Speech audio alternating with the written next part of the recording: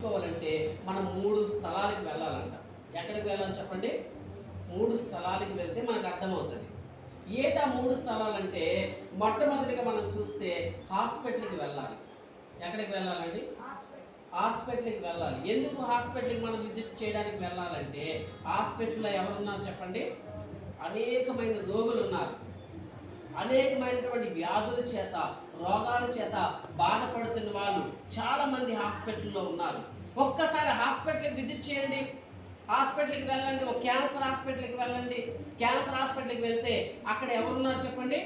భయంకరమైన క్యాన్సర్లతో బాధపడే వాళ్ళు ఉన్నారు. రకరకాలైన క్యాన్సర్లు వచ్చే వాళ్ళు ఉన్నారు.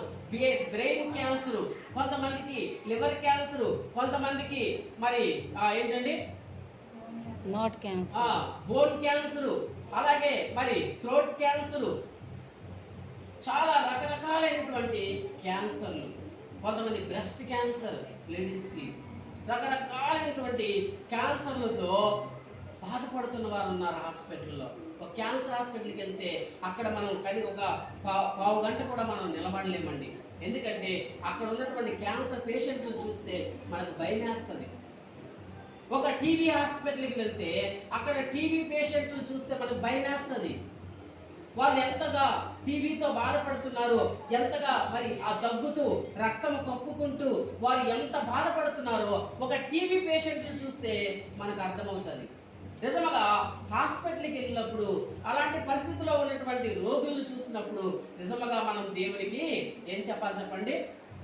దేవునికి ఎంతగానో కృతజ్ఞతాస్తుతులు మనం చెల్లించాలి. ఎందుకంటే నిజంగా మనం ఆ పరిస్థితికి వెళ్ళలేదు. ఒక క్యాన్సర్ రోగం మనల్ని చుట్టుముట్టలేదు. ఒక టీబీ వ్యాధి మనల్ని చుట్టుముట్టలేదు. లేకపోతే మరొకటి మనిషిని వేధించేటటువంటి రోగాలు ఎన్నో ఉన్నాయి. అవి ఏవి కూడా మనకు రానందుకు, మనం హాస్పిటల్లో ఉండనందుకు నిజంగా దేవునికి మనం ఎంతగానో రుణస్థలమై ఉన్నామండి. నిజంగా అది దేవుడు చేసిన మేలు కాదంటారా? కదండి. ఎంతో మంది అలాంటి వ్యాధులతో బాధపడుతున్నారు కదా, ఏడుస్తున్నారు కదా.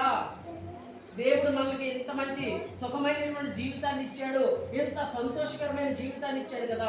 దాన్ని బట్టి నిజంగా మనం దేవుడికి ఏం చెప్పాలి చెప్పండి? స్తుతులు చెల్లించాలండి. హల్లెలూయా. యేసయ్యా, నాకైతే మంచి ఆరోగ్యం ఇచ్చావయ్యా, నాకైతే శక్తి ఇచ్చావు, నాకైతే బలం ఇచ్చావు నాయన. కాళ్ళు లేని వాళ్ళు ఎంతమంది ఉన్నారు, చేతులు లేని వాళ్ళు ఎంతమంది ఉన్నారు. నిజంగా నాకు ఆరోగ్యం ఇచ్చావు, నాకు బలం ఇచ్చావు నాయన అని నిజంగా మనం దేవుడిని ఎంతగానో స్తుతించవలసిన వారమై ఉన్నాం. హల్లెలూయా. మొట్టమొదటిగా మనం ఒక హాస్పిటల్ని విజిట్ చేస్తే మనకు తెలుస్తుంది దేవుడు మనకి ఎంత గొప్ప మేలు చేశాడని. రెండవదిగా ఎక్కడికి వెళ్ళాలంటే జైలుకి వెళ్ళాలి. ఎక్కడికండి? జైలుకి వెళ్ళాలంటే ఏదో నేరం చేసి జైలుకి వెళ్ళడం కాదు.